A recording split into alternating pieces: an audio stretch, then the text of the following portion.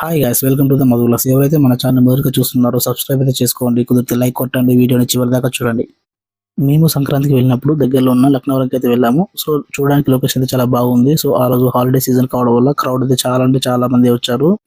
మేమైతే సడన్ గా అనుకుని అప్పటికప్పుడు అయితే లక్నవరం బయలుదేరాము. సో మీరు రావాలనుకుంటే మాత్రం అలా అస్సలు రావద్దు. సో ఎలా రావాలో నేను లాస్ట్ చెప్తాను. సో వీడియో అయితే చివరి దాకా చూడండి.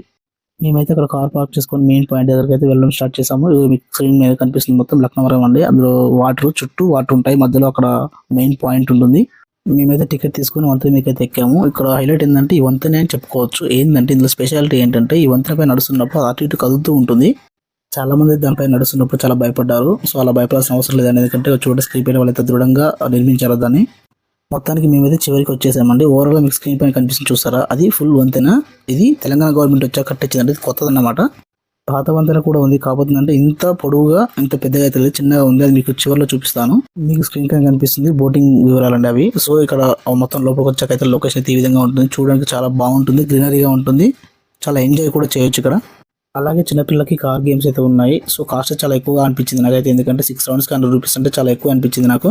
అలాగే లక్నవరంలో బోటింగ్ అయితే చేయొచ్చు. ఇక్కడ ఏంటంటే 2 టైప్స్ ఆఫ్ బోటింగ్స్ ఉంటాయి, ఒకటి స్పీడ్ బోటింగ్, ఒకటి నార్మల్ బోటింగ్. మేము వెళ్ళిన రోజు ఏంటంటే స్పీడ్ బోటింగ్ అనేది అవైలబుల్ లేదు, అందరు నార్మల్ బోటింగ్ చేశారు. మొత్తానికి అయితే మా బోటింగ్ స్టార్ట్ అయిపోయిందండి. చూడండి ఎంత స్లోగా వెళ్తుందో. సో వాటర్ చూడడానికి అలా అనిపిస్తున్నాయి, కానీ చూడడానికి అయితే చాలా నిదానంగా వెళ్తుంది. నాకైతే అంత ఫీల్ అనిపించలేదు. నా బెస్ట్ సజెషన్ ఏంటంటే అక్కడ వెళ్ళిన వాళ్ళకైతే నేనైతే స్పీడ్ బోటింగ్ చేయమని చెప్తాను. సో ఒక నిమిషం చేసిన పర్లేదు, కానీ ఆ ఫీల్ అనేది బాగుంటుంది. ఇది అసలు వెళ్ళిన ఫీలింగ్ అయితే నాకు అనిపించలేదు. ఫొటోస్ దిగాలి, వీడియోస్ తీసుకోవాలనుకుంటే మాత్రం ఈ బోట్ అయితే నేను సజెస్ట్ చేస్తాను. ఎందుకంటే మనకు ఫొటోస్ వీడియోస్ చాలా క్లారిటీగా వస్తాయి.